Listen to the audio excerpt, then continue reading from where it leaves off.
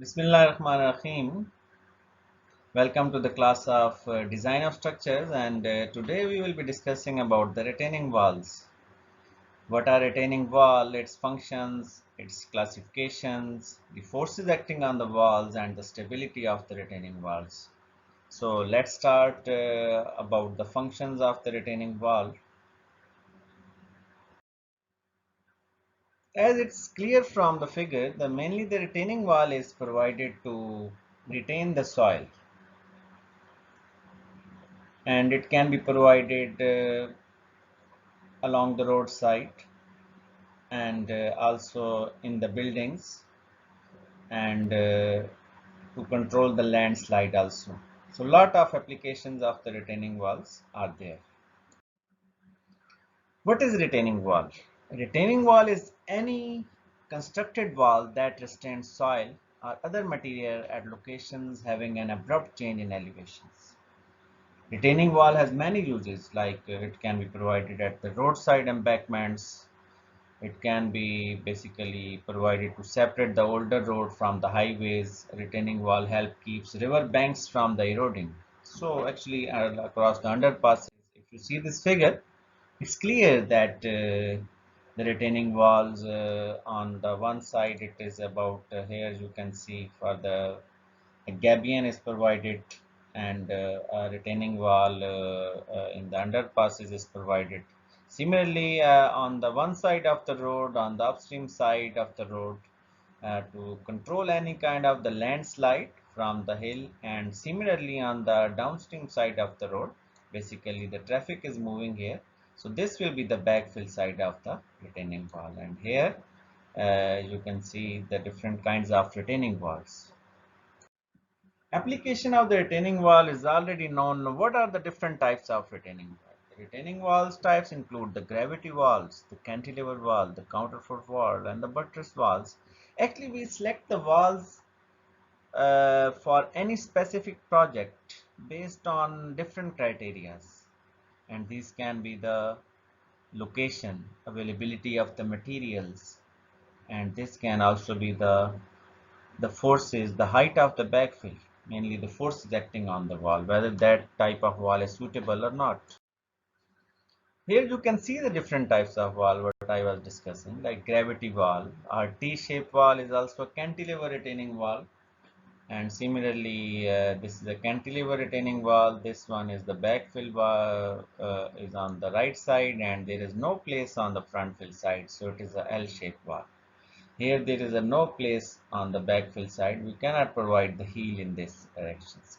This wall where we have the spaces on the both sides, but maybe the forces are more, so we make it a buttress retaining wall. And if the support is provided on the back side, it is a counterfort wall. And this is the plan view of the retaining wall.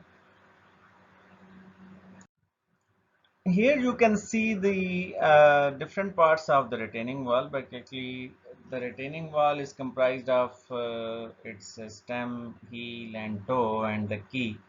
At the same time, the backfill side, the front fill side. Sometimes the surcharge is inclined, the backfill side, and upper grade is a slopy backfill. So actually, we will further discuss into details about the part, but here the main reinforcement is shown for the retaining wall.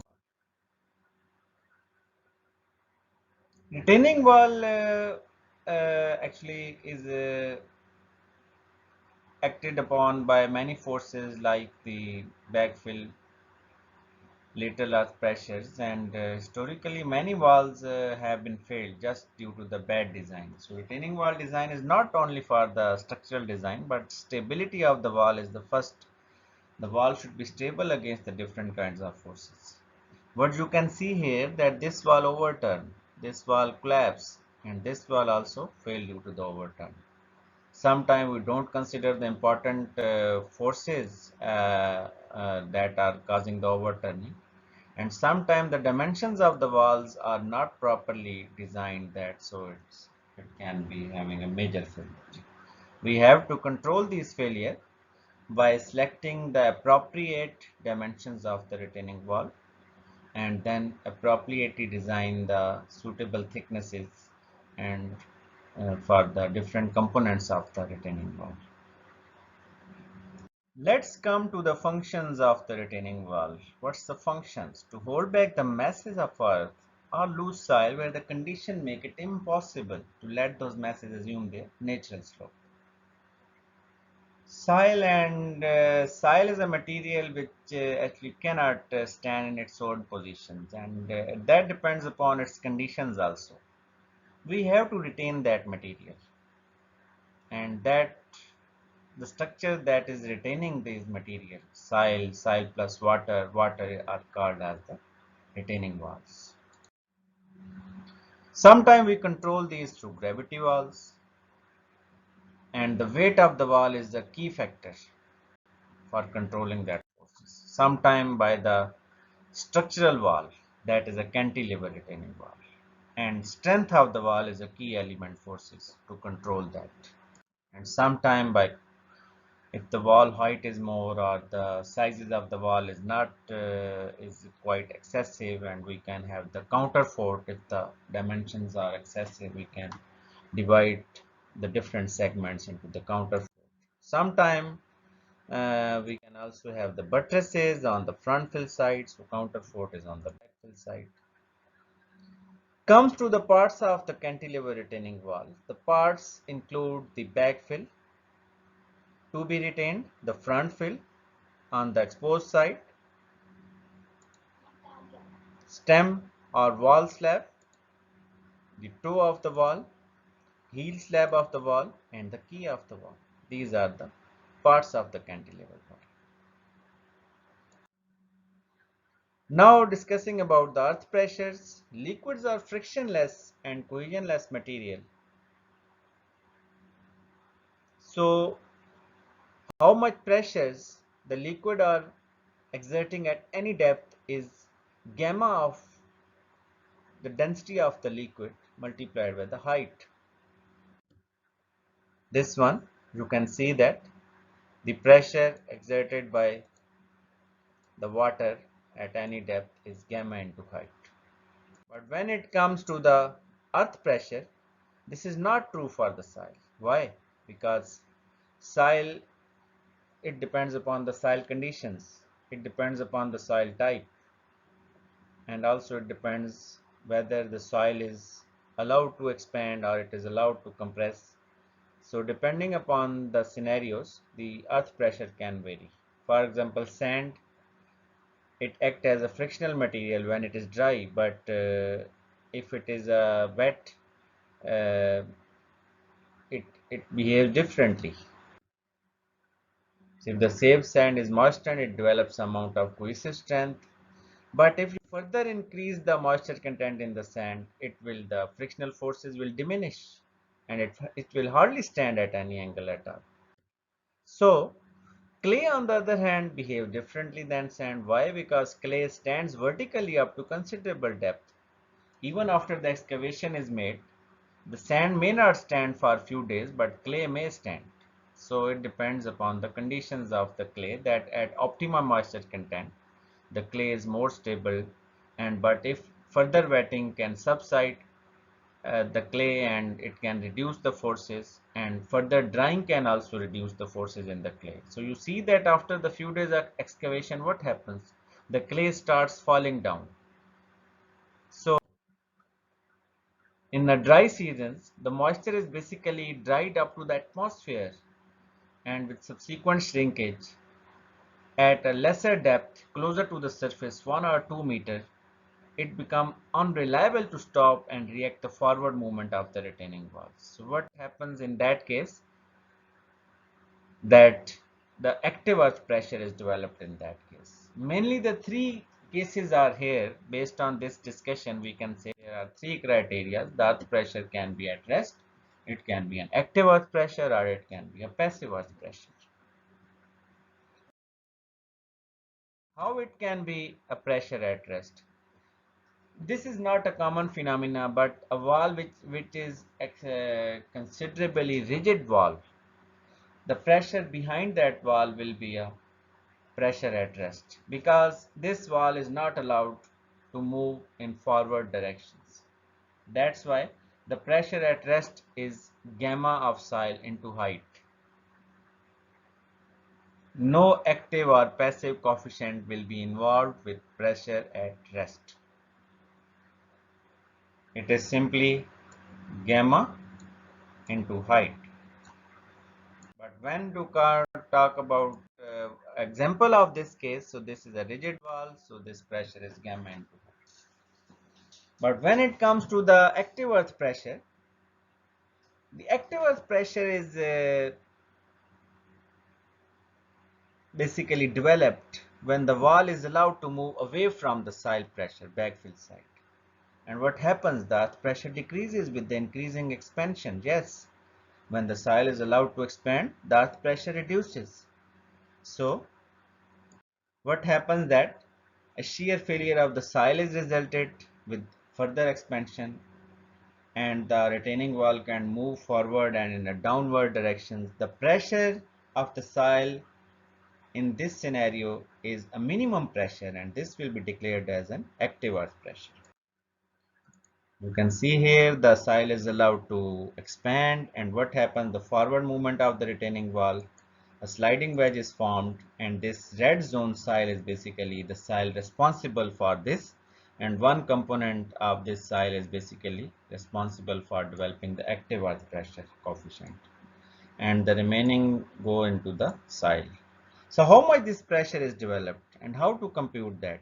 So this pressure in this scenario is Ca into gamma into H. This pressure is Ca into gamma into H. Sometime the maximum ordinate is basically Ca into gamma into H. Active earth pressure coefficient into the soil into the height of the backfill. And sometime it is inclined, then the active earth pressure is different, and sometime the backfill can be horizontal and delta is 0. But in any case, you must know that the Ca is basically equal to this expression that is have been taken from the soil mechanics expression that you have already studied.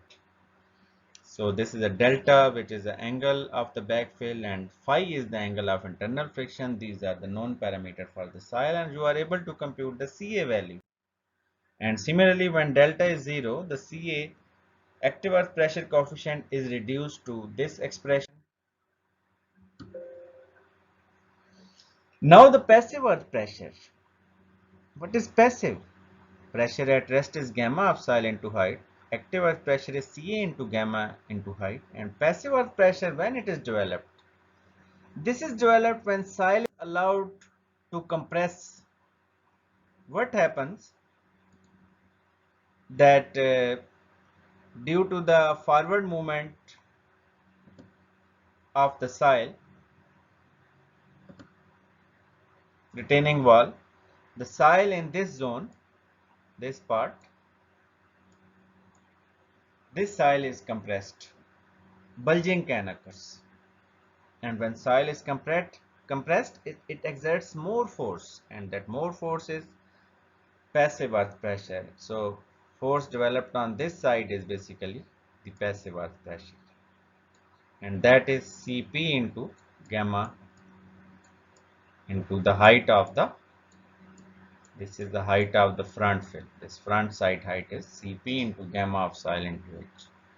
So the Cp is the basically opposite to the active earth pressure. You can say the reciprocal of the active earth pressure is the passive earth pressure. These expressions are already known, so you can compute these all these pressures. Next comes the stability of the retaining wall. So stability of the retaining walls. First, when we are designing any retaining wall, the given dimension is only the backfill height.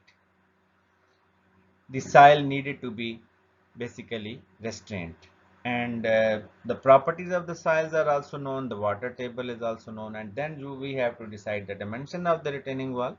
The dimensions of the retaining wall are selected based on the stability criteria.